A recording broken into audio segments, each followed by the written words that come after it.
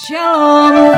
Shalom. Kembali lagi kita bertemu di Mukjizat Zaman Now. Lebih semangat ya semuanya untuk bertemu di malam hari ini kita. Mari kita sama-sama menyaksikan Mukjizat Zaman Now untuk kita bertumbuh, berkembang bersama-sama. Dalam nama Yesus kita memulai ibadah kita malam hari ini. Mari saya undang semuanya saudara terkasih, Bapak Ibu, untuk kita satukan hati kita. Tuhan Yesus, terima kasih atas kebaikan-Mu Tuhan untuk semua hidup kami. Dan juga untuk malam hari ini kami satukan hati kami di Mukjizat Zaman Now ini. Karena kami percaya Tuhan, mukjizat-Mu pasti terjadi untuk hidup kami semua. Begitu juga di malam hari ini. Siapapun kami, dimanapun kami berada Tuhan, kami mau satukan hati kami. Biarlah Engkau ada dan Engkau bertahta di setiap pujian penyembahan kami dan setiap ibadah kami. Terjadilah Tuhan Yesus. Terima kasih Tuhan. Dalam nama Tuhan Yesus, haleluya, amin. Mari kita sama-sama naikkan pujian untuk kita mulai ibadah kita malam hari ini. Tuhan tiap jam ku memerlukan Engkaulah yang memberi sejahtera penuh setiap jam ya Tuhan. Jika ku perlukan, ku datang juru selamat, berkatilah.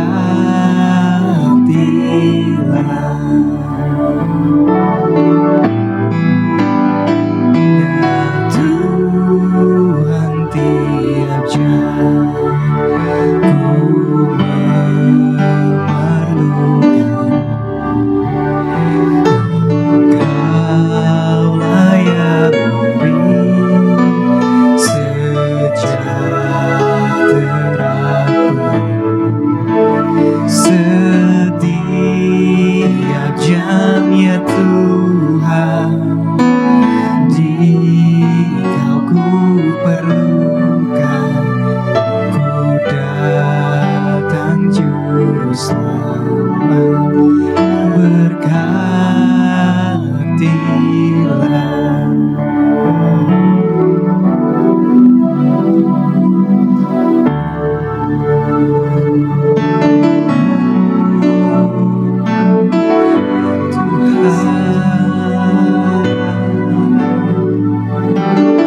Terima kasih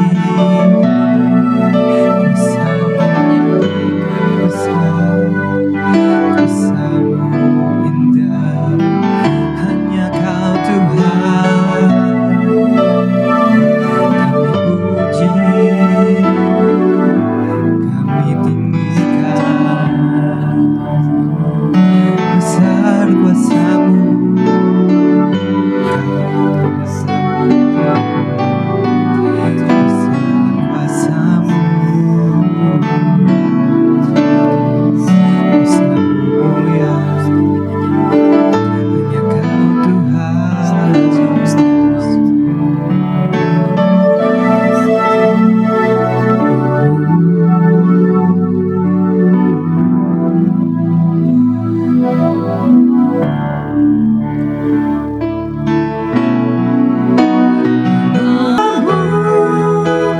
Melimpah bagiku, selalu baru di setiap waktuku.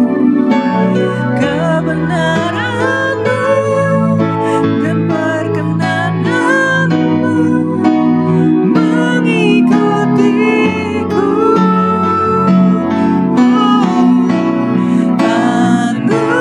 Anugerah-Mu melimpah bagiku, selalu baru di setiap waktuku. Kebenaran-Mu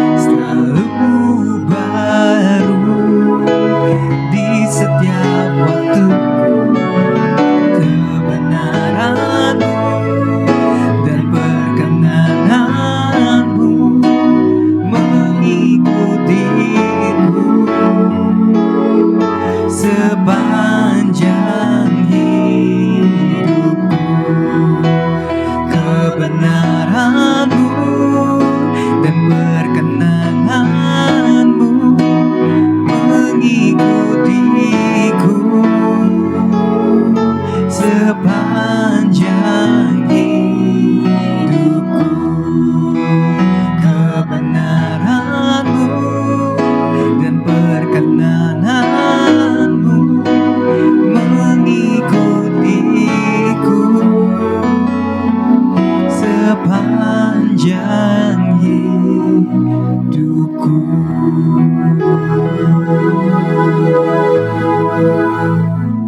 Dan judulnya adalah Yesus menyembuhkan orang lumpuh. Yesus menyembuhkan orang lumpuh. Apa judulnya Bapak Ibu? Yesus menyembuhkan orang lumpuh. Ya, di sini saya ada tunjukkan Yesus menyembuhkan orang lumpuh ada dua. Ada dua kesembuhan. Dua kesembuhan ini agak berbeda. Satu kesembuhan yang Yesus inisiatif menyembuhkannya. Ya, tanpa orang itu meminta, Yesus menyembuhkan. Ya Bapak Ibu. Sedangkan mujizat yang kedua, yang orang lumpuh yang disembuhkan, itu atas upaya mereka, atas iman mereka, dengan menggotong yang lumpuh dibawa ke hadapan Yesus. Jadi ada dua jenis. Amin Bapak Ibu. Supaya apa? Karena seringkali juga di kehidupan kita mengalami dua jenis mujizat ini. Ada yang tiba-tiba aja Tuhan menyembuhkan kita tanpa kita minta. Tapi ada juga yang kita minta sampai bertalu-talu berdoa. Ya Bapak Ibu. Nah itulah. Jadi dua mujizat ini saya tampilkan. Agar apa? Itu menjadi gambaran juga yang bisa kita alami. Ada yang Tuhan langsung memberkati kita atau menyembuhkan kita tanpa kita minta. Tapi ada juga yang harus kita minta dengan bertalu-talu. Dengan cara yang upaya luar biasa. Amin. Nah dua hal ini terjadi. Yang pertama adalah kesembuhan orang lumpuh di kolam Bethesda. Nah, kemarin Ibu Lydia bersaksi, kolam Bethesda itu nggak ada lagi airnya. Benar, udah ribuan tahun, betul ya. Sekarang kalau saudara ke Israel, jangan berpikir kolam Bethesda itu masih ada. Yang masih ada itu pertinggalannya, ya. Jadi cuma ada tempat-tempat, ya. Tapi nggak ada lagi airnya, udah kering ya. Ya 2000 tahun yang lalu, ya udah lama itu ya. Ya udah berbagai peristiwa terjadi itu. Berbagai pemerintah Romawi, Yunani segala macam sudah pernah. Ya pokoknya saudara percaya di Alkitab itu semuanya pernah ada. Ya, semuanya pernah ada, tapi belum tentu ada sampai sekarang. Amin. Ya, itu kolam Bethesda ya. Ya, Bethesda artinya apa? Rumah anugerah. Jadi bagus juga arti namanya ya. Ada satu gereja teman saya namanya Bethesda Church. Itu mantunya pendeta Pariaji, pendeta Ivan. Itu teman saya. Dulu sama-sama pelayanan kita. Ya, jadi satu perguruan lah.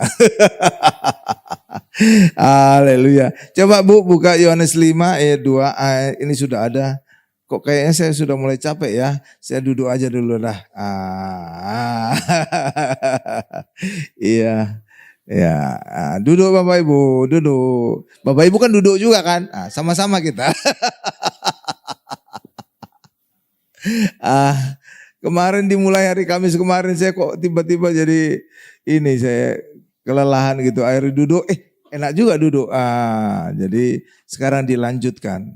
Tapi saya nggak ingin dari awal saya duduk, saya berdiri dulu lah. Mantap. Yohanes 5 ayat 2 sampai 11, lalu loncat ayat 14 ya. Ya, ini saya bacakan ya. Ya, sekarang enak ya, udah ada TV. Saudara jangan terpaku dengan Alkitab buku ya. Ya, saudara tahu kenapa? Ya, sekarang kan zamannya digital. Ya kan, di handphone kita bisa bawa Alkitab. Ya kan, handphone itu lebih bagus. Alkitab kita di handphone. Kenapa? Kapan saja, di mana saja kita bisa baca Alkitab. Ya kan? Lagi nunggu, lagi antri, lagi naik bis, lagi naik kereta, kita bisa baca Alkitab.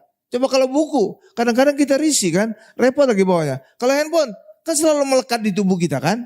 Ya kan? Karena itu ada orang berkata, lebih bagus ketinggalan dompet daripada ketinggalan handphone.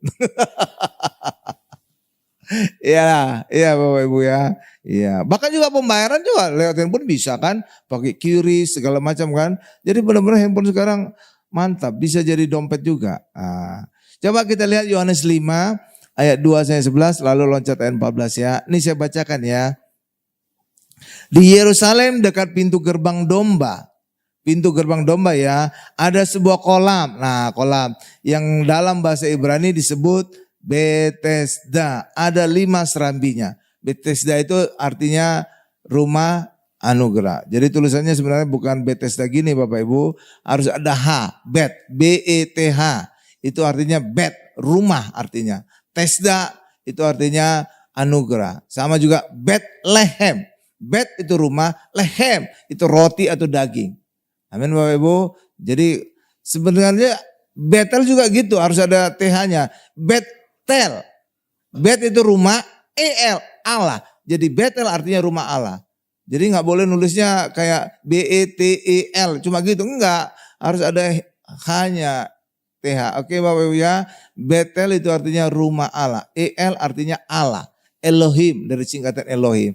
Amin Bapak Ibu. Jadi ada artinya masing-masing itu. Nggak boleh asal tulis. Udah lanjut.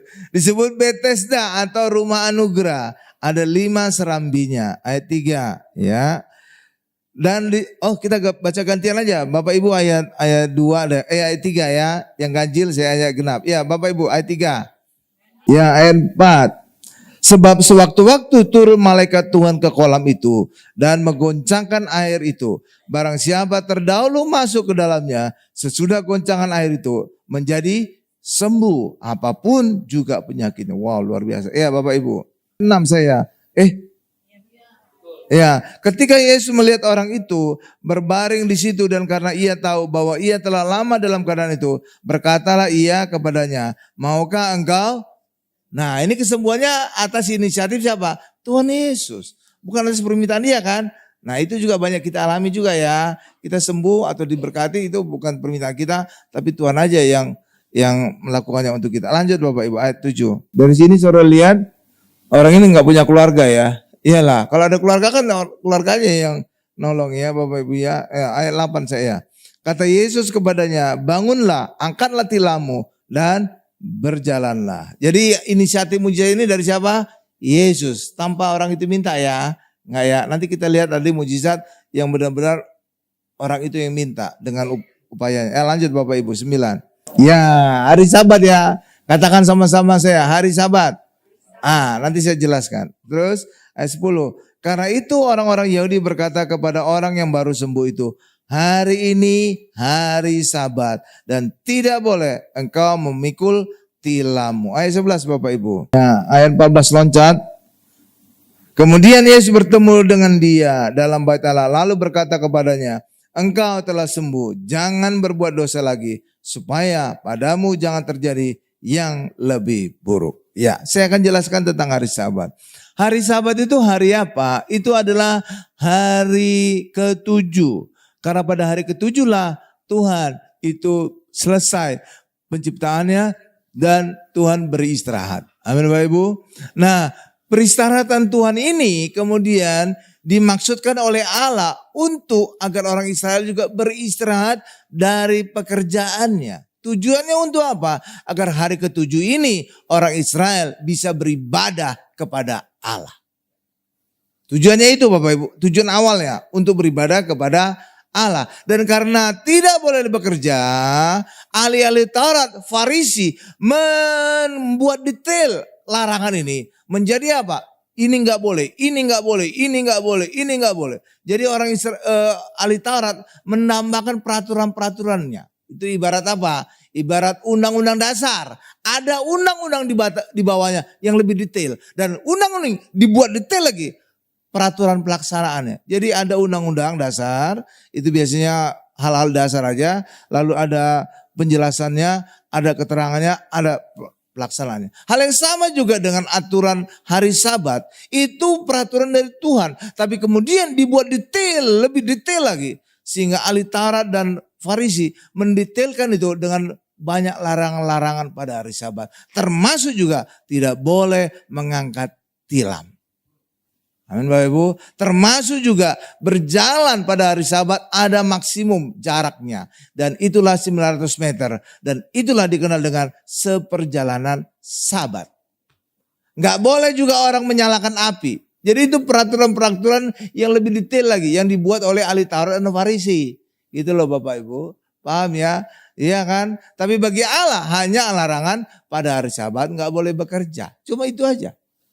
Amin. Nggak ada detailnya lagi. Nggak boleh mengangkat tilam, nggak boleh berjalan dan segala macam. Nggak ada gitu. Nggak ada ya.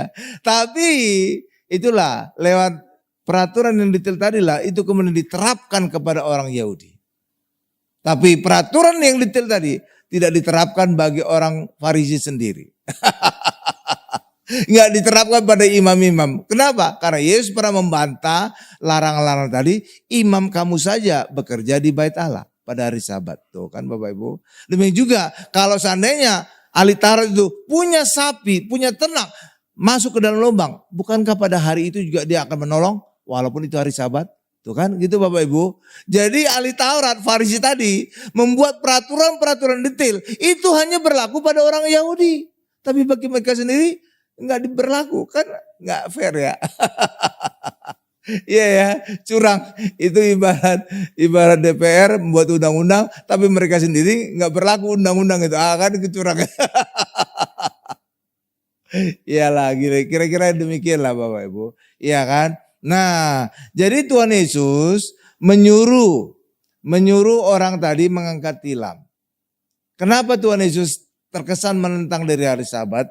Karena hari Sabat prinsipnya adalah pada hari Sabat orang Yahudi tidak bekerja, beribadah kepada Allah. Dan ketika hari Sabat berarti yang bekerja siapa? Allah.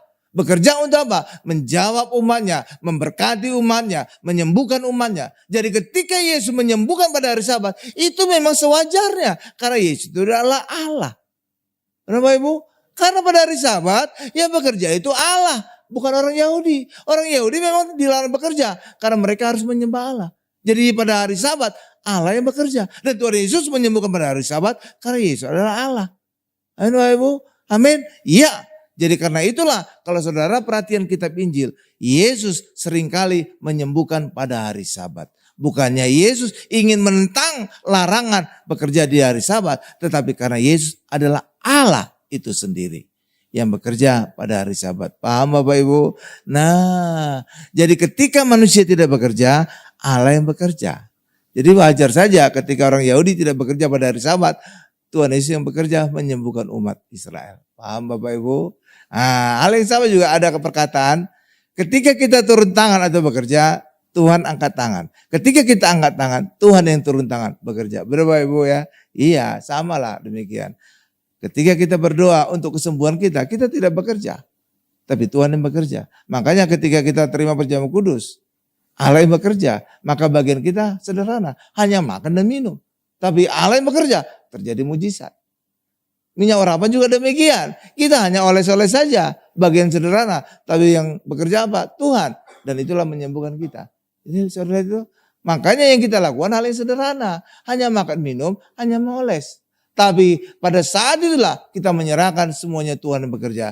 Dan itulah terjadi mujizat di dalam hidup kita. Paham Bapak Ibu? Tuh, luar biasa ya. Haleluya, haleluya. Jadi itulah sebabnya Bapak Ibu, Tuhan Yesus kok kesannya nantangi orang Yahudi tentang hari Sabat. Bukan nantangin, tapi karena Yesus itu adalah Allah. Memang bekerja pada hari Sabat. Amin Bapak Ibu. Amin. Demikian juga Yesus juga berkata, aku adalah Tuhan dari hari Sabat. Jadi Tuhan bisa memerintahkan angkat tilam segala macam. Bisa. Karena Yesus adalah Tuhan dari hari Sabat. Jadi gak ada yang mengatasi Tuhan dari hari Sabat. Haleluya. Termasuk juga makan. Makan gitu ya Bapak Ibu ya. Mutik bulir gandum gitu. Terus murid-muridnya makan. Itu kan ditegur sama ahli Taurat. Iya. Karena memetik gandum juga gak boleh. Iya Bapak Ibu. Hanya makan aja yang boleh. Gitu Bapak Ibu. Iya. Tapi luar biasa. Karena Tuhan adalah Tuhan dari hari Sabat. Ya, coba kita lihat ayatnya Matius 12 ayat 8, Tuhan Yesus adalah Tuhan dari hari Sabat. Oh, masalah hari Sabat tadi coba Kejadian 2 ayat 1 sampai 3 dulu kita buka. Kejadian 2 ayat 1 sampai 3 Bu Odi. Biar enggak kelewat. Kejadian 2 ayat 1 sampai 3. Nah, ini saya. Kejadian 2 ayat 1 sampai 3. Ini saya baca ya. Demikianlah diselesaikan langit dan bumi dan segala isinya. Ayat 2 Bapak Ibu lah. Ayat 3. Lalu Allah memberkati hari ketujuh itu dan menguduskannya. Karena pada hari itulah ia berhenti dari segala pekerjaan penciptaan yang telah dibuatnya itu. Jadi inilah dasarnya Bapak Ibu kenapa ada hari Sabat. Jadi manusia juga bekerja dari pekerjaannya. Sama seperti Allah juga bekerja dari penciptaannya. Amin. Dan Allah menguduskan. Iya, menguduskan hari Sabat itu. Coba Bapak ayat 2-nya Bu. Oh ya tadi mengudus. Lalu Allah ayat 3, lalu Allah memberkati hari ketujuh itu dan menguduskannya. Jadi pada hari Sabat Allah memberkati hari ketujuh dan menguduskannya. Itulah sebabnya ketika orang Israel berhenti bekerja pada hari Sabat, beribadah kepada Allah, maka mereka akan diberkati dan dikuduskan. Seperti itu. Makanya penting hari Sabat bagi orang Israel, penting. Bahkan bukan hanya bagi mereka saja, orang non-Israel pun pada hari Sabat mereka juga mereka juga harus menghormati hari Sabat. Itulah sebabnya ketika kita ke Israel pun, ketika jatuh hari Sabat, ya udah kita nggak bisa kemana-mana. Orang Israel memperlakukan juga kepada turis-turis hari Sabat, gitu Bapak Ibu. Ya, jadi ketat itu peraturan orang Israel ya. Nah sekarang coba kita lihat sekarang peristiwa Yesus Oh tadi hari Sabat belum ya? Coba Matius 12 ayat 8. Coba kita lihat. Kenapa Yesus bisa memerintahkan orang tadi mengangkat tilamnya pada hari Sabat? Ayat 8 saya bacakan. Karena anak manusia adalah Tuhan atas hari Sabat. Makanya Tuhan bisa berkuasa atas hari Sabat. Makanya Yesus berkuasa memerintahkan orang mengangkat tilamnya. Jadi nggak ada yang dilanggar ya. Karena Yesus adalah Tuhan pada hari Sabat. Oke Bapak Ibu ya. Terus lanjutkan lagi. Sekarang Markus 2 ayat 3 sampai 12 ini agak panjang kita baca bergantian. Nah, kalau di sini mujizatnya berbeda. Kesembuhan dari lumpuh betul, tetapi ini bukan inisiatif dari Tuhan Yesus, tapi inisiatif dari orang-orang yang mengalami kelumpuhan tadi. Nah, kita bisa bandingkan nanti hal yang di dalam hidup kita juga ya. Ada yang Tuhan langsung memberikan solusi atas masalah kita, ada juga kita harus meminta kepada Tuhan bertalu-talu agar Tuhan memberkati kita, agar Tuhan memberikan solusi atas masalah kita. Nih sekarang mujizat kesembuhan tetapi bukan inisiatif Tuhan, tapi inisiatif dari pihak yang lumpuh. Markus 2 ayat 3 sampai dengan 12 kita baca sama-sama ya. Gantian kita. Saya ayat 3, Bapak Ibu ayat 4 dan terusnya yang genap Bapak Ibu. Saya yang ganjil. Nih saya bacakan. Ada orang-orang datang membawa kepadanya seorang lumpuh. Lumpuh ya, digotong oleh 4 orang. Nah, digotong oleh 4 orang. Terus lanjut Bapak Ibu, ayat 4. Ya, ayat 5 saya. Ketika Yesus melihat iman mereka itu berarti iman si penggotong, bukan iman yang lumpuh. Setelah itu, iman si penggotong ya. Artinya apa bagi kita nih? Saudara bisa punya iman untuk membawa teman saudara ke hadapan Tuhan. Sama seperti orang tua kita di kampung mendoakan kita anak-anaknya agar sukses di Jakarta, agar selamat di Jakarta. Itu bisa. Karena memang ayat juga berkata demikian. Jadi kita bisa menggotong orang lain. Amin Bapak Ibu. Demikian juga kita juga. Mungkin saja kita bertobat, mungkin saja kita hari ini ada di gereja. Itu karena doa orang tua kita atau doa saudara kita atau doa dari teman-teman kita. Bisa saja terjadi. Amin. Jadi saudara bisa juga membawa siapapun. Membawa keluarga, membawa orang tua kita, membawa teman kita di dalam doa agar mereka juga dijamah oleh Tuhan. Bisa ya? Ini contohnya. Lanjut lagi ya. Ayat 5 saya Bu ya. Ayat 5, ketika Yesus melihat iman mereka artinya iman si penggotong, berkatalah Yesus kepada orang lumpuh itu. Jadi iman si penggotong dipuji Tuhan, 4 orang, tapi yang disembuhkan si orang lumpuh. Nih ucapan Yesus. Hai anakku, dosamu sudah diampuni. Jadi Yesus lebih dulu mengampuni dosa, bukan langsung menyembuhkan. Kenapa? Karena penyebab dari kelumpuhan itu adalah dosa. Jadi penyebabnya dihilangkan dulu, barulah Yesus kemudian menyembuhkan. Amin. Amin Bapak Ibu. Iya, penyebab apapun masalah di hidup kita itu adalah dosa. Itulah sebabnya dosa itu diampuni dulu. Baru kemudian kita mengalami mujizat Tuhan. Lanjut. Ayat 6 Bapak Ibu. Ayat 7. Mengapa orang ini berkata begitu? Ia menghujat Allah. Siapa yang dapat mengampuni dosa selain daripada Allah sendiri? Jadi memang benar Bapak Ibu, yang bisa mengampuni dosa adalah Allah. Tapi mereka tidak sadar bahwa Yesus adalah Allah. Itu dia masalahnya. Ya, lanjut. Ayat 9 saya. Manakah lebih mudah mengatakan kepada orang lumpuh ini, dosamu sudah diampuni, atau mengatakan, bangunlah, angkatlah tilammu dan berjalan. Stop dulu, jangan dulu dibaca. Kira-kira yang mana lebih mudah Bapak Ibu? Ayat 9 ini kan, manakah lebih mudah? Ini Tuhan Yesus bertanya kan, dosamu sudah diampuni, atau mengatakan, bangunlah, angkat tilammu dan berjalan. Kenapa lebih mudah berkata demikian? Tahu kenapa lebih mudah mengatakan dosamu sudah? Karena nggak bisa dibuktikan. Dosamu diampuni, gimana cara ngeceknya? Udah diampuni itu belum kan? Tapi kalau dikatakan mana tadi? Bangunlah, angkatlah tilammu dan berjalan. Itu harus terbukti. Ya kan? Ya benar dia bangkit berjalan kan? Harus terbukti kan? Jadi lebih gampang berkata dosamu diampuni. Karena nggak bisa dibuktikan. Udah diampuni atau enggak. Tapi kalau dia berkata bangunlah, angkatlah tilammu, harus terbukti saat itu. Kalau enggak dikatakan bohong kan? Lah iya dong. Jadi Yesus canggih ya. Berkelitnya itu mana lebih mudah mengampuni dosa. Memang pengampunan dosa itu harus Allah yang lakukan. Tapi kan sulit dibuktikan. Iya kan? Tapi ketika kita berkata bangunlah, angkat tilammu, harus terbukti. Kalau kita dikatakan bohong, mana buktinya? Tuh kan.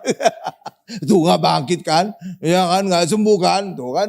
Gitu loh Bapak Ibu. Jadi lebih mudah berkata dosamu diampuni kan. Karena susah dibuktikan.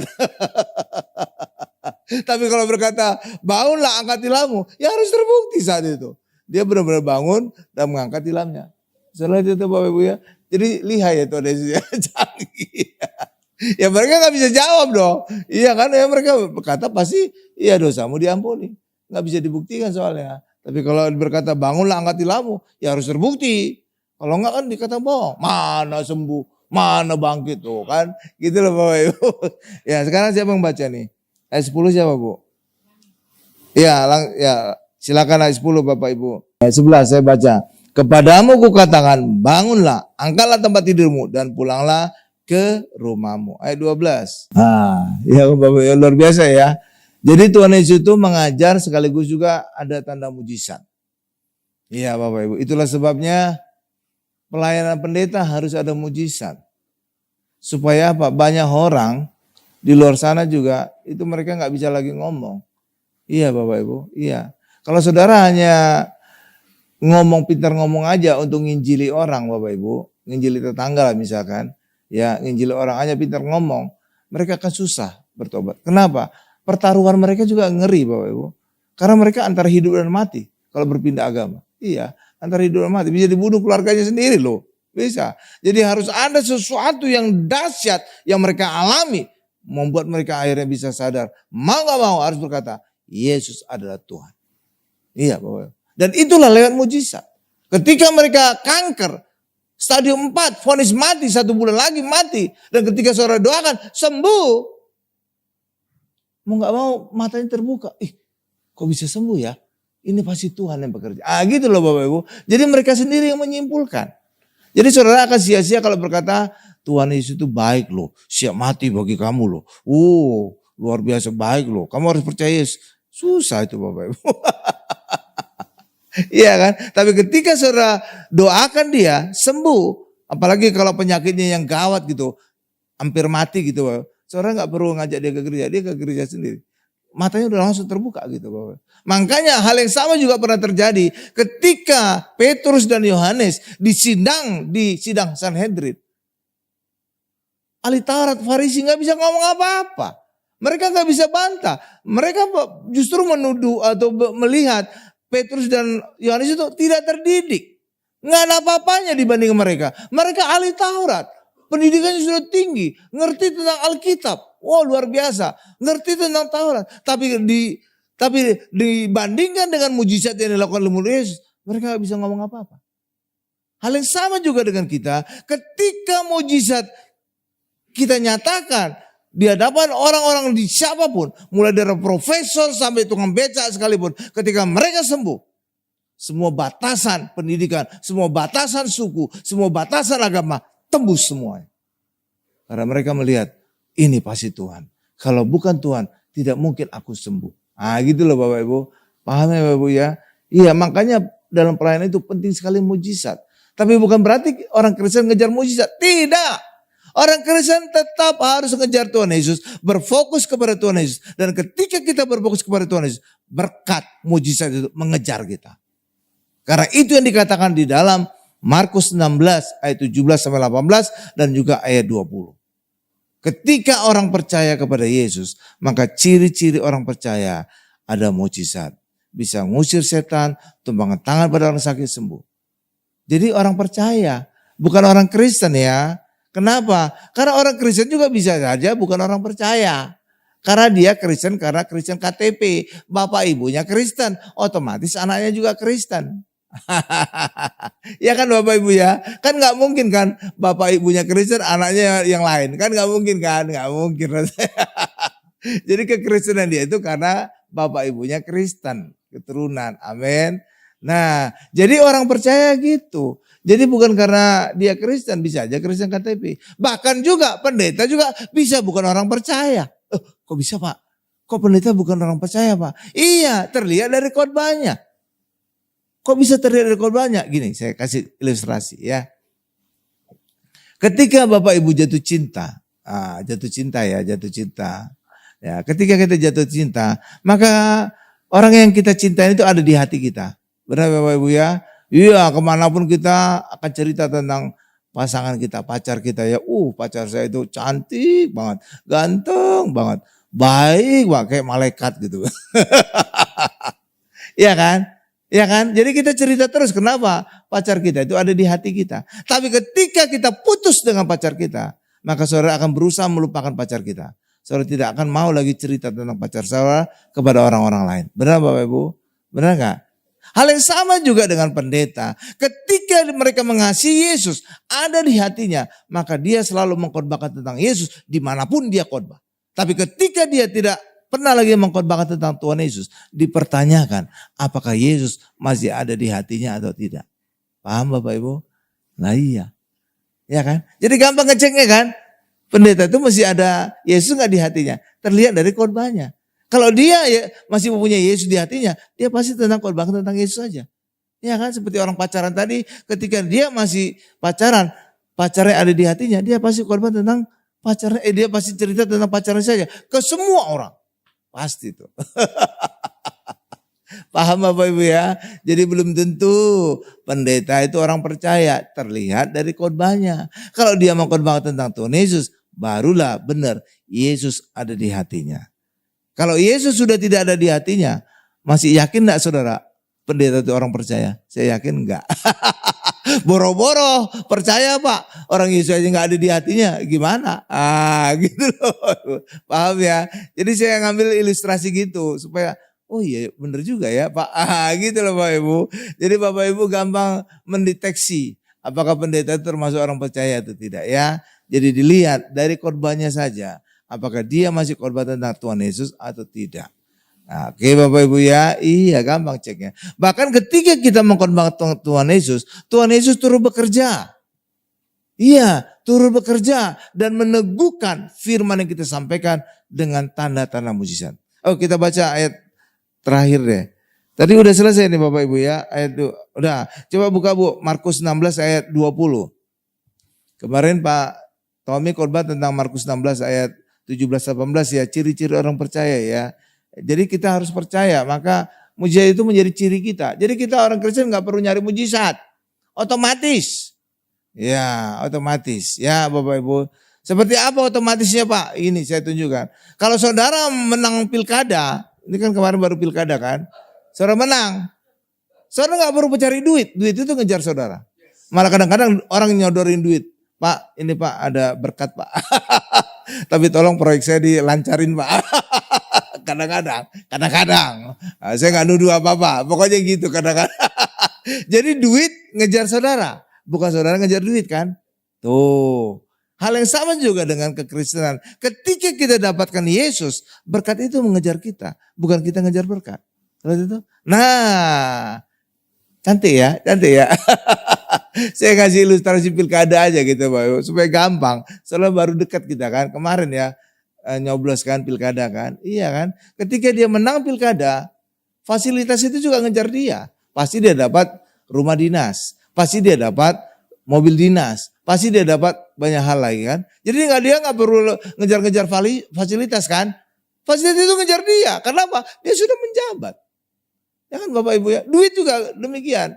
Kalau dia sudah menjabat, duit itu ngejar dia. Ada aja orang menawarkan duit. Amin Bapak Ibu ya, iya kan? Saudara nggak perlu ngejar duit loh, bener. Nggak perlu ngejar duit. Duit itu ngejar saudara. Hal yang sama juga dengan Tuhan Yesus. Ketika kita mendapatkan Yesus, duit itu, berkat itu mengejar kita. Kesembuhan itu mengejar kita. Dan segala macam. Kenapa? Karena di dalam Yesus ada semuanya. Saudara ngejar apa? Keselamatan. Di dalam Yesus ada. Saudara butuh apa? Berkat. Di dalam Yesus ada. Saudara butuh apa? Kesehatan. Di dalam Yesus ada. Jadi dapat Yesus, dapat semua. Enak kan? Enak kan? Lah iya. Sama juga dengan jabatan pilkada tadi. Di dalamnya itu banyak fasilitas. Menang pilkada, semua fasilitas menjadi milik kita.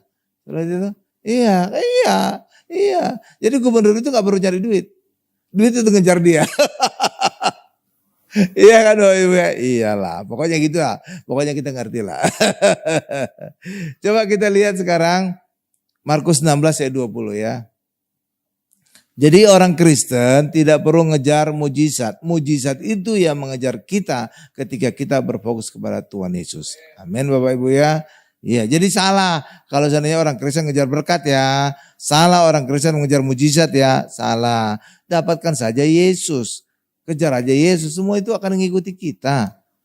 Nah ya, bahkan juga ketika kita memberitakan Injil, Yesus itu terus bekerja dan meneguhkan. Ini ayatnya, Markus 16 ayat 20. Ini yang jadi ayat terakhir kita ya, saya bacakan.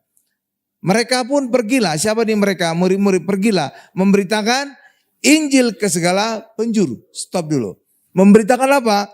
Injil. Injil itu tentang apa? Tentang Tuhan Yesus. Tentang Tuhan Yesus Bapak Ibu. Jadi kita harus memberitakan tentang Tuhan Yesus. Oke, lanjutkan lagi. Dan Tuhan, lihat, turut bekerja. Jadi turut bekerja kalau berita tentang Yesus. Ya jelas. Yesus pasti senang dong. Tentang dirinya diberitakan, kita beritakan. Benar kan? Tapi kalau kita pendeta memberitakan kehidupan sehari-hari, Yesus tidak senang. Itu bukan tentang saya. Tapi ketika kita memberitakan tentang Yesus, Yesus senang. Itu tentang saya. Yesus bahkan turut bekerja. Bukan hanya turut bekerja dan meneguhkan firman itu dengan tanda-tanda yang menyertainya. Itu tanda-tanda mujizat. Itulah sebabnya saya selalu khotbah tentang Tuhan Yesus. Maka gereja ini walaupun masih baru sudah banyak mujizat. Bukan karena saya ngejar mujizat, bukan. Tapi karena saya ngejar Tuhan Yesus. Seperti itu? Iya. Jadi beda ya. Beda ya, jadi kita mengejar Tuhan Yesus, maka mujizat itu akan mengejar kita. Amin Bapak Ibu. Amin. Bahkan Yesus turut bekerja kan, itu ayatnya berkata, Tuhan turut bekerja. Kenapa turut bekerja? Karena Yesus senang, kita memberitakan tentang Yesus. Injil kan tentang Yesus. Tapi sebenarnya Alkitab itu seluruhnya tentang Yesus. Amin. Tapi dalam Injil dijelaskan tentang kelahiran sampai kenaikan Yesus ke surga. Amin. Dan meneguhkan firman itu dengan tanda-tanda yang menyertai. Tuh. Meneguhkan. Makanya coba saudara perhatikan lah. Saya aja saudara perhatikan ya. Ngecek sendiri ya. Ini saya ingin fair kepada Bapak Ibu semua. Khususnya yang menonton. Coba saudara perhatikan pendeta-pendeta saudara yang melakukan khotbah kehidupan sehari-hari. Yang hanya ketawa-ketawa cikikikan aja. Coba perhatikan. Pernah gak dia ngomong mujizat? Saya yakin gak pernah. Gak pernah. Saya yakin itu. Yakin-yakinnya. Benar. Jadi saudara perhatikan pendeta saudara yang khotbah tentang kehidupan sehari-hari ataupun pendeta yang khotbah tentang yang lucu-lucu. Saudara perhatikan pelayanannya. Pernah nggak melakukan mujizat? Saya yakin nggak pernah. Kenapa bisa demikian? Kenapa saya bisa yakin demikian? Karena ketika kita khotbah tentang kehidupan sehari-hari bukan tentang Yesus, maka Tuhan Yesus tidak meneguhkan firman itu dengan tanda-tanda mujizat. Karena ayat yang berkata demikian. Tapi ketika kita khotbahkan tentang Tuhan Yesus, kasihnya, kemuliaannya, berkatnya, segala macam. Tuhan turut bekerja. Karena Tuhan berkata, ini tentang aku. Maka aku akan bekerja, turut bekerja. Dan bahkan Yesus akan meneguhkan firman itu, khotbah itu dengan tanda-tanda. Iya, Jadi saudara bisa ngecek, cek aja, nggak percaya. Cek aja pendeta saudara. Saya ajak fair. Iya amin Bapak Ibu ya, iya, cek aja. Saya nggak ngajak saudara percaya saya, cek aja. Amin Bapak Ibu ya, amin ya. Karena itulah bagi kita hari ini, mari orang Kristen hanya berfokus saja kepada Tuhan Yesus. Dan ketika kita berfokus kepada Tuhan Yesus Bapak Ibu, Tuhan Yesus itu baik. Makanya kita jangan punya pikiran negatif tentang Yesus. Ketika kita punya pikiran baik tentang Yesus, itu adalah awal dari iman. Benar Bapak Ibu, benar. Jadi saudara ketika menghadapi masalah atau sakit lah misalkan, jangan saudara berpikir, ini adalah sakit, ini adalah hukuman Tuhan atas dosaku. Ini atas hukuman Tuhan atas kesalahanku. Ini sudah berpikiran negatif tentang Tuhan. Seakan-akan sakit kita itu karena Tuhan menyebabkan, karena Tuhan menghukum. Kalau saudara punya pikiran negatif demikian, saudara tidak akan punya iman untuk disembuhkan Tuhan. Lah, udah berpikiran negatif, bagaimana saudara bisa pada saat yang sama punya pikiran yang positif bahwa Tuhan akan menyembuhkan? Nggak akan mungkin. Nggak akan mungkin kan? Nggak mungkin. Makanya apapun masalah kita, selalu berpikiran tentang positif tentang Tuhan. Aku sakit, benar. Tapi aku percaya Tuhan baik. Pasti Tuhan akan menyembuhkan aku. Maka ini suatu ketika akan kita ngalahin mujizat. Kenapa? Kita sudah punya iman. Karena apa? Awalnya kita sudah punya pikiran yang baik tentang Tuhan. Amin Bapak Ibu. Demikian juga ketika kita ada masalah, resesi, bangkrut segala macam.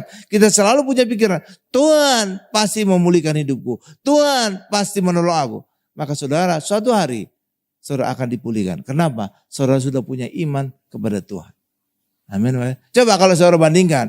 Saudara punya pikiran negatif tentang Tuhan. Aduh Tuhan, aku bangkrut ini pasti gara-gara aku dosa, maka Tuhan menghukum aku dengan bangkrut. Maka kalau saudara punya pikiran negatif demikian, saudara tidak akan pernah punya iman untuk dipulihkan. Karena sudah pikiran negatif. Amin Bapak Ibu? Iya, tapi coba saudara punya pikiran positif. Aku memang bangkrut. Karena memang ini, tapi aku percaya Tuhan pasti memulihkan aku suatu hari kelak. Maka ketika saudara punya pikiran yang baik demikian tentang Tuhan, saudara punya iman dan suatu hari benar, saudara akan dipulihkan oleh Tuhan. Amin Bapak Ibu. Makanya Tuhan Yesus, makanya Rasul Paulus berkata, bersukacitalah senantiasa. Jadi kondisi apapun, termasuk juga saat itu Paulus sedang di penjara. Amin Bapak Ibu. Iya, karena itu ketika kita punya pikiran positif tentang Tuhan, pikiran yang baik tentang Tuhan, itulah menjadi awal kita punya iman. Dan ketika kita punya iman, itu menjadi awal mujizat, pemulihan, berkat akan kita alami dalam kehidupan. Amin Bapak Ibu. Kita tundukkan kepala kita. Mari kita berdoa. Puji syukur Tuhan kami panjatkan nama-Mu Tuhan. Untuk setiap jemaat-Mu, untuk setiap penonton, untuk setiap netizen yang menyaksikan acara ini, acara mujizat zaman now ini. Yang sakit Tuhan sembuhkan. Karena Tuhan mau dan mampu menyembuhkan kami. Karena nama Yesus ada di atas segala nama. Ada di atas segala nama penyakit kami. Demikian juga usaha pekerjaan kami juga Tuhan berkati. Karena Tuhan kaya menjadi miskin. Agar kami menjadi kaya, agar kami diberkati. Terima kasih Tuhan Yesus, terima kasih. Apapun masalah kami Tuhan, kami percaya bersama dengan Yesus kami selalu punya solusi. Demikian juga Tuhan berikan damai di dalam keluarga kami, damai Kristus sehingga suami istri tetap menjaga kasih mula-mula, tetap mengasihi orang tua, mengasihi anak, anak menghormati orang tua dan mengasihi orang tua. Terima kasih Tuhan Yesus, berkati usaha pekerjaan kami, berkati juga istri yang di ibu rumah tangga, berkati juga anak-anak kami yang sedang studi sekolah, agar anak-anak kami menjadi anak sehat, cerdas, dan selalu dapat beasiswa, baik sekolah di luar negeri maupun di dalam negeri. Berkati mereka sampai studi S3-nya lulus dengan beasiswa. Terima kasih Tuhan Yesus. Terima kasih Pak Gari juga anak-anak kami dari segala pergaulan yang buruk, Pak Gari juga dari segala niat-niat orang yang jahat Tuhan. Terima kasih Tuhan Yesus, terima kasih Tuhan Yesus, dalam nama Yesus. Dan kami ingin akhiri doa ini dengan doa berkat. Mari Bapak Ibu semuanya, angkat kedua tangan kita, siapkan hati kita untuk menerima berkat-berkat dari Allah Bapa yang Maha Kuasa. Berkat dari Allah Bapa yang Maha Kuasa, kasih karunia dari Tuhan Yesus serta penyertaan Roh Kudus menyertai kami semua mulai hari ini sampai selama-lamanya. Haleluya, sama-sama kita berkata, amin. Baik Bapak Ibu semuanya, saudara terkasih, kita sudah menerima berkat mujizat Tuhan malam hari ini. Dan sudah terima kasih untuk yang bergabung pada malam hari ini. Bapak Ibu, jangan lupa kita bergabung terus di mujizat zaman now selanjutnya di hari Selasa, Kamis, dan Sabtu. Tuhan Yesus memberkati kita semua.